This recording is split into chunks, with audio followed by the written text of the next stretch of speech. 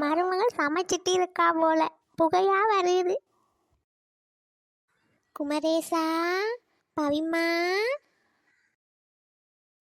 அம்மா, சொல்லாம கொள்ளாம வந்திருக்கீங்க. நான் வந்தது இருக்கட்டும், நீ ஏன் கரண்டியோட நிக்கிற? இந்த மருமகள் எங்க காணையில? ஐயோ, விழ போறானே. ஐயோ, என்ன பிடிக்காம கரண்டிய மண்டையில போடுறானே. அதே அதே நாடி போயிட்டு. ஐயோ, மணி 9 ஆகுது, இவ இன்னும் எழும்பாம வீட்டுக்கு வந்து என்னையும் குப்புற புளுத்தி போட்டு தள்ளி படுக்கிறாளே. இங்க என்னதான் நடக்குது? அத்தை, அம்மா, அவள் நல்ல பிள்ளைதான். இப்ப நான் சமைச்சா என்ன, சும்மா அப்படி சொல்லாதீங்க அம்மா.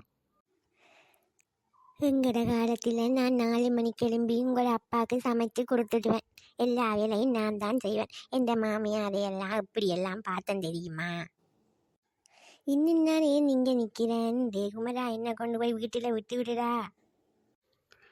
இதே நீ அப்பாவுக்கு சமைச்சு கொடுத்த எங்கட அப்பா அம்மாவை நல்லா பார்த்த.